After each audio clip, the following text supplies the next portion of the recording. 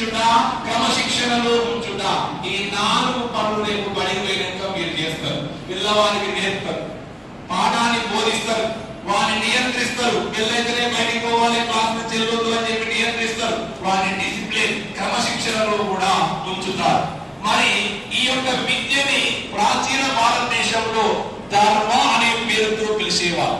ధర్మ అంటే మీ దృష్టిలో అర్థమైంది? ధర్మ అంటే మీ దృష్టిలో అర్థమైంది? ఒక అంశం చెప్తా, బాగా గుర్తుపెట్టుకోండి. బోధించాలంటే లెర్నర్ తో పని లేదు. బోధకుడు ఒకడు బోధిస్తే బోధన విజయవంతమైతుంది. లెర్నింగ్ జరగాలంటే బోధకుడు, అభ్యాసకుడు ఇద్దరు యాక్టివ్ గా ఉంటేనే లెర్నింగ్ జరుగుతుంది. మీకు టీచింగ్ కావాలంటే మౌనంగా కూర్చోండి, లెర్నింగ్ కావాలంటే నాతో మాట్లాడండి. డౌట్ క్లియర్ అయిపోయింది అనుకుంటా. నేను బోధిస్తానికి రావాల్సిన పని లేదు. ఇంటికాడ కూర్చొని యూట్యూబ్ లో కూడా నేను బోధించవచ్చు. కానీ అక్కడ బోధన మాత్రమే జరిగిపోతాది, పాఠంలో పేజీలు మాత్రమే అయిపోతాయి. కానీ ప్రత్యక్షంగా మీ ముందుకు వచ్చారంటే లెర్నింగ్ జరగాలి. లెర్నింగ్ జరగాలంటే యాక్షన్ కు రియాక్షన్ తప్పనిసరి. ప్రవర్తన సిద్ధాంతం చెప్తుంది. నేను మాట్లాడే ప్రతి మాటకు మీ రెస్పాన్స్ కావాలి. ధర్మ అనే పదం మీ మైండ్ లో నా నుంచి రాగానే మీ మైండ్ లో ఏదో ఒక ఉద్దీపన చలిస్తాది, ఏదో ఒక ఆలోచన మీకు వస్తుంది. అది పాజిటివ్ కావచ్చు, నెగిటివ్ కావచ్చు, మీకు వచ్చింది ఏదైనా కావచ్చు. మీరు ఏం వస్తే మాట్లాడండి. మాట్లాడితేనే లెర్నింగ్ జరుగుతుంది, లేకపోతే లెర్నింగ్ జరగదు. ఇక్కడ నెగిటివ్ మార్కులు లేవు, మీరు తప్పు చెప్తే తిట్టేది లేదు. కాబట్టి స్వేచ్ఛగా, సాయత్వంగా ఉండండి. కృత్రిమంగా, నియంత్రణగా ఉంటే లెర్నింగ్ జరగదు. మీకు ఏమనిపిస్తే చెప్పండి.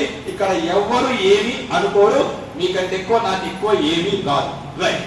ఇప్పుడు చెప్పండి, ధర్మ అనగానే మీరు ఏదో అనుకుంటారు కదా, న్యాయం. రైట్. ధర్మ అంటే న్యాయబద్ధంగా ఉండడం. విద్య వచ్చిన వాడు న్యాయబద్ధంగా ఉంటాడు. కాబట్టి ప్రాచీన భారతదేశంలో విద్యని ధర్మ అనే పేరుతో కూడా పిలిచేవారు. అదేవిధంగా ప్రాచీన భారతదేశంలో విద్యని సంస్కార్ మరియు 3వ నేత్రంగా అభివర్ణించేవారు. 2 నేత్రాలు ఆల్రెడీ అందరికీ ఉంటాయి. చదువచ్చిన వారికి 3వ నేత్రంగా విద్యని పిలిచేవారు. విద్యని సంస్కారం అంటే ఏంది? సంస్కారవంతుడు. సంస్కారవంతుడు అంటే ఎవరు?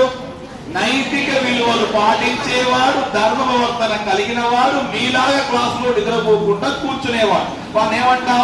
సంస్కారవంతుడు అంటాం. మరి సంస్కారం అనే పేరుతో కూడా ప్రాచీన భారతదేశంలో విద్యని పిలిచేవారు. విద్యని ఆంగ్లంలో ఎడ్యుకేషన్ అంటాం. ఏమంటాం?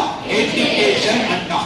ఈ ఎడ్యుకేషన్ అనేటువంటి ఆంగ్ల పదం ఎడ్యుకేర్ లేదా ఎడ్యుసర్ అనేటువంటి లాటిన్ పదాల నుంచి వచ్చింది. ఎడ్యుకేర్ అంటే వృద్ధిలోకి తేవడం, ఎడ్యుసర్ అంటే వెలికి తీయడం అని అర్థం లాటిన్ భాషలో. ఎడ్యుకేషన్ అనేటువంటి పదానికి పూర్వ పదం ఎడ్యుకేర్. ఎడ్యుకేర్ అంటే వృద్ధిలోకి తేవడం. బడికొచ్చిన పిల్లవానికి నువ్వు విద్యని అందించి వాటి వృద్ధి అంటే అభివృద్ధి, అభివృద్ధిలోకైనా తీసుకెళ్ళాలి.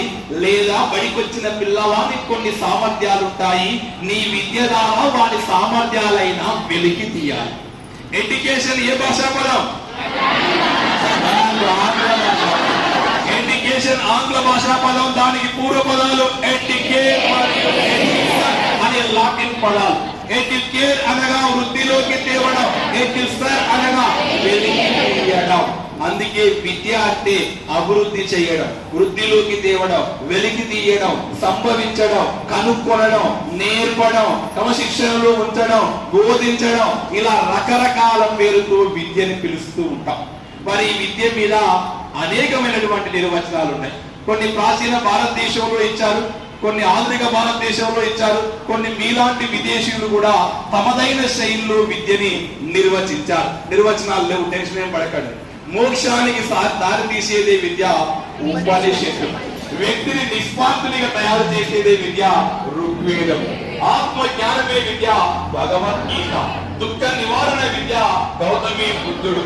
ఆత్మ సాక్షాత్కారమే విద్య ఎవరు చెప్తారు? శంకరాచార్యుడు చెప్తూ ఉంటారు.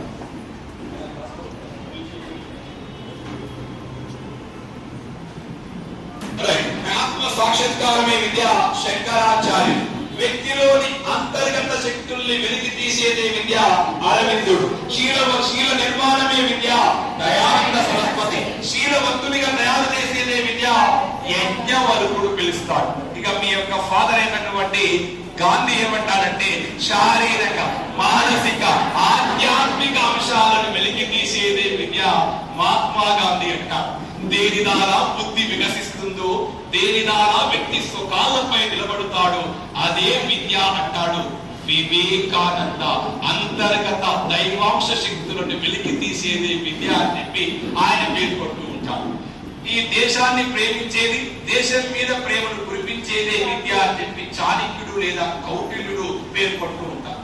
ఇలా కొంతమంది భారతీయులు వాళ్ళ అవసరం బట్టి, ఆ సందర్భంలో ఉన్న స్థితి బట్టి వాళ్ళు విద్యను నిర్వచించారు. కొంతమంది విదేశీయులు సుగుణాన్ని, అజ్ఞానాన్ని తొలగించి సత్యాన్వేషణకు పాటుపడేదే సోక్రటీస్, బాధని సంతోషాన్ని సమానంగా చూసేదే విద్య ప్లాటో, ఆరోగ్యమైన శరీరంలో ఆరోగ్యమైన మనసు అరిస్టాటిల్, జీవితమే ఒక విద్య జాన్ డూయి, మనిషిని మనిషిగా తయారు చేసేదే విద్య రూసో, మనసును నియంత్రించేదే విద్య ఎమర్సన్, సంపూర్ణ మానవ వికాసమే విద్య కొమేడియన్, ఇలా పన్ను చెందిన వారు పన్ను చెందని వారికి అందించేదే విద్య బేడెన్, సాంఘిక ఆర్థిక సంస్కృతిలో అనగారిన వర్గాల యొక్క స్వేచ్ఛను ప్రసాదించేదే విద్య పాలో ప్రియని మనకు పేర్కొంటూ ఉంటారు.